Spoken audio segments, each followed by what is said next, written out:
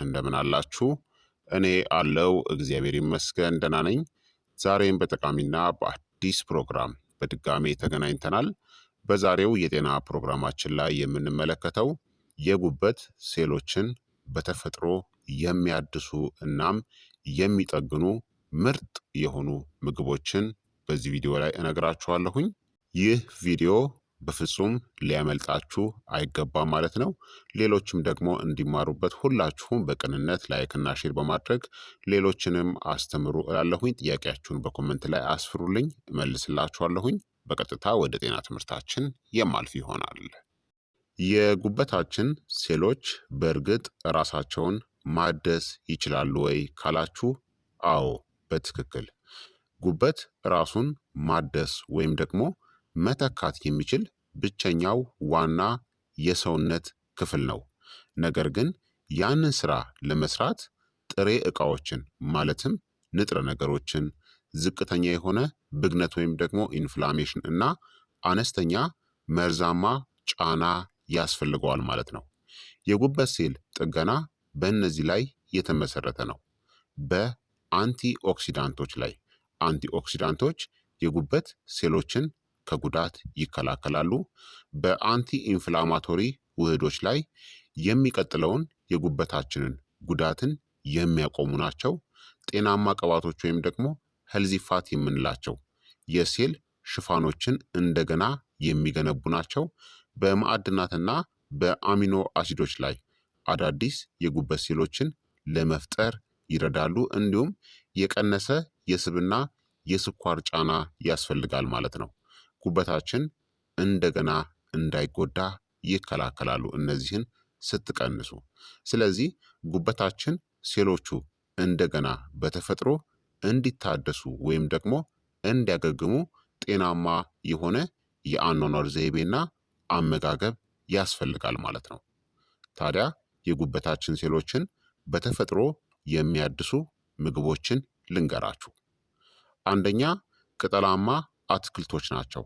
እንደ ስፒናች፣ ኬል እናም ቆስጣ ያሉ። እነዚህ የጉበት ሴሎችን እንዴት ያድሳሉ? በክሎሮፊል የበለጸጉ ናቸው። ይህም በደም ውስጥ ያሉ መርዞችን ያስራል። በፎሌትም የበለጸጉ ናቸው። ለጉበት ሴል ዲኤንኤ ጥገና ያስፈልጋል ፎሌት። በጉበት ሴሎች ውስጥ ያለን የኦክሲዲቲቭ ስትረስንም ይቀንሳሉ። ለመጠቀምም በቀን ከ1 እስከ 2 ኩባያ ቅጠላማ አትክልቶችን ብሉ። በቀላሉ አብስላችሁ ወይም በጥሬው ብሏቸው፣ እንደ ሰላጣ ማለት ነው። ታዲያ ከመጠን በላይ ማብሰልን አስወግዱ። በሾርባ በወጥ ወይም ደግሞ በስሙዚ ውስጥም መጨመር ትችላላችሁ። የኩላሊት ጠጠር ካለባችሁ ደግሞ በየቀኑ ጥሬ ስፒናችን አታብዙ። ሁለተኛ ነጭ ሽንኩርት ነው። ከጠንካራዎቹ የጉበት ጥገና ምግቦች ውስጥ አንዱ ነው። ነጭ ሽንኩርት አሊሲን እናም ሴሊኒየምን ይዟል። የጉበት መርዝ ማጽጃ ኢንዛይሞችን ያነቃቃል። የተጎዱ የጉበት ሴሎች ስብን እናም መርዞችን እንዲያስወግዱም ይረዳቸዋል።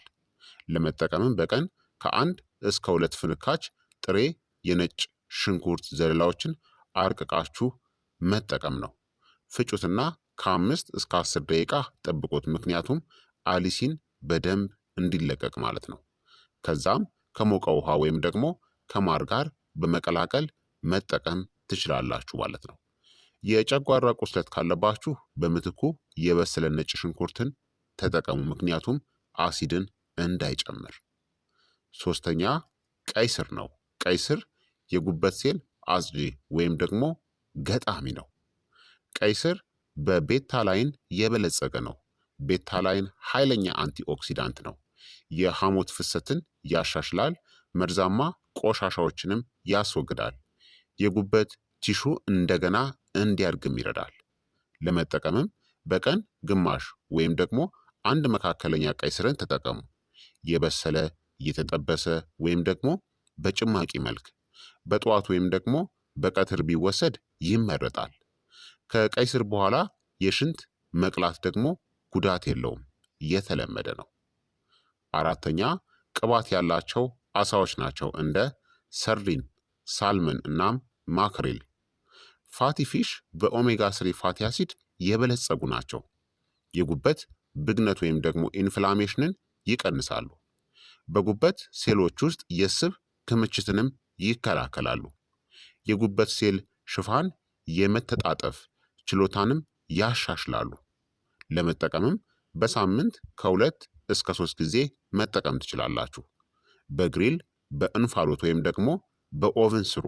በጭራሽ አላስፈላጊ በሆነ ዘይት አትጥበሱ። የተጠበሰ አሳ በአላስፈላጊ ዘይት የጉበት ስብን ወይም ደግሞ ፋቲ ሊቨርን ያባብሳል። አምስተኛ የወይራ ዘይት ነው። የሴል ሽፋን ጥገና የሆነ ጤናማ ስብ ማለት ነው። የወይራ ዘይት ሞኖ አንሳቹሬትድ ስብን ያቀርባል። የኦክሲዲቲቭ ውጥረትንም ይቀንሳል። የኢንሱሊን ሴንሲቲቪቲንም ያሻሽላል። በጉበት ውስጥ የሚከማች ስብን ይቀንሳል ማለት ነው። የወይራ ዘይትን ለመጠቀም በቀን ከ1 እስከ 2 የሾርባ ማንኪያ መጠቀም። በጥሬው ወይም ደግሞ በዝቅተኛ ሙቀት ተጠቀሙ። በሰላጣ ወይም በበሰሉ አትክልቶች ላይ ጨምራችሁ ተጠቀሙ። መጠን መጨመር የተሻለ ማለት አይደለም። ከመጠን በላይ ስብ አሁንም ጉበትን ያስጨንቃል። ስለዚህ በልኩ ተጠቀሙ። የወይራ ዘይት ጤናማ የሆነ ስብ ቢሆንም ምንጊዜም በልኩ መጠቀም ይኖርባችኋል ማለት ነው። ከመጠን በላይ መጠቀም የለባችሁም። በቀን እስከ 2 ማንኪያ የወይራ ዘይትን ከተጠቀማችሁ በቂ ነው። 6ኛ እርድ ነው። እርድ ተፈጥሯዊ የጉበት አንቲ ኢንፍላማቶሪ የሆነ ቅመም ነው። እርድ ኩርኩሚን የሚባል ኃይለኛ አንቲ ኢንፍላማቶሪ የሆነ ብግነት ወይም ደግሞ ኢንፍላሜሽንን የሚቀንስ ውህድን ይዟል። የጉበት ብግነት ወይም ደግሞ ኢንፍላሜሽንን ይቀንሳል። ጠባሳ እንዳይፈጠር ፋይብሮሲስን ይከላከላል። የጉበት ቲሹ ዳግም መፈጠርንም ይደግፋል። ለመጠቀምም በቀን ግማሽ ሻይ ማንኪያ እርድ ተጠቀሙ። ሁልጊዜ ከቁንዶ በርበሬ ጋር አዋዱት። ምክንያቱም በእርድ ውስጥ ያለው ንጥረ ነገር ኩርኩሚን በ2000% እንዲመጠጥ ስለሚረዳ። በሞቀ ውሃ በሾርባ ወይም ደግሞ እርድን በምግብ ውስጥ ውሰዱ። እንዲሁም ማታ ላይ ከወተት ጋር አንድ ላይ መጠቀም ትችላላችሁ። የሐሞት ጠጠር ካለባችሁ በትንሽ መጠን ብቻ ተጠቀሙ። 7ኛ አቮካዶ ነው። አቮካዶ የጉበት ሴል ገጣሚ ነው። አቮካዶ ግሉታቲንን ይጨምራል። የጉበት ዋና የጥገና አንቲኦክሲዳንት ነው። ለአዲስ ሴል ምስረታም የሚያስፈልጉ ጤናማ የሆነ ቅባቶችንም ያቀርባል። ለመጠቀምም በቀን ግማሽ አቮካዶን ተጠቀሙ። ከበዛ 1 አቮካዶ ብቻውን ወይም ደግሞ ከአትክልቶች ጋር ብሉ። አቮካዶ ከፍተኛ የሆነ ካሎሪ አለው። መጠናችሁን መቆጣጠር አስፈላጊ ነው። 8ኛ ዋልነት ነው። የጉበት መርዝ ማስወገጃ ደጋፊ ነው። ዋልነት ኦሜጋ 3 እናም አርጂኒንን ይዟል። ጉበት አሞኒያን እንዲያስወግድ ይረዳሉ። በጉበት ሴሎች ውስጥ የኦክሲዲቲቭ ስትረስንም ይቀንሳሉ። ዋልነትን ለመጠቀም በቀን ከ5 እስከ 7 ዋልነት መጠቀም ትችላላችሁ። ለተሻለ የምግብ መፈጨት ሌሊቱን ዘፍዝፋችሁ አሳድራችሁ ተጠቀሙት። 9ኛ ፖም ወይም ደግሞ አፕል ነው። ለስላሳ የጉበት አስጂ ነው። አፕል በፔክቲን ፋይበር የበለጸገ ነው። በአንጀት ውስጥ መርዞችን ያስራል። በጉበት ላይ ያለውን ጫናን ይቀንሳል። የሐሞት ፍሰትንም ይደግፋል። አፕልን ለመጠቀም በቀን 1 አፕልን መመገብ በጠዋት ወይም ደግሞ ከሰዓት ቢበላ ይመረጣል። የአፕል ጭማቂን አስወግዱ። ከመጠን በላይ ስኳር አለው። ስለዚህ አፕል ሙሉውን ከነ ፋይበሩ ያለ ጭማቂ ፍራፍሬውን ተጠቀሙት። 10ኛ ቡና ነው። ቡና የጉበት ብግነትን ይቀንሳል። የፋይብሮሲስ እናም የሲርሆሲስ አደጋንም ይቀንሳል። የጉበት ኢንዛይም መጠንንም ያሻሽላል። በቀን ከ1 እስከ 2 ስኒ ጥቁር ቡና መጠቀም ትችላላችሁ። ታዲያ ያለ ስኳር ወይም ደግሞ ያለ ክሬም መሆን አለበት። ምክንያቱም ጣፋጭ ነገሮች ስኳር የጉበታችን ዋነኛ ጠላት ስለሆኑ ማለት ነው።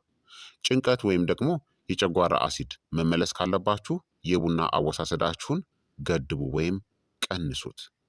በአጠቃላይ ቀላል የቀን የጉበት ጥገናን ለማድረግ ከፈለጋችሁ ቅጠላ ቅጠሎችና የወይራ ዘይትን አንድ ላይ መጠቀም፣ ነጭ ሽንኩርት፣ ቅባት ያለው አሳ ወይም ደግሞ ለውዝን፣ አቮካዶ በቀን ግማሽ፣ ቀይ ስር ወይም ደግሞ ፖም እንዲሁም ጥቁር ቡና እንደ ምርጫችሁ መጠቀም ትችላላችሁ።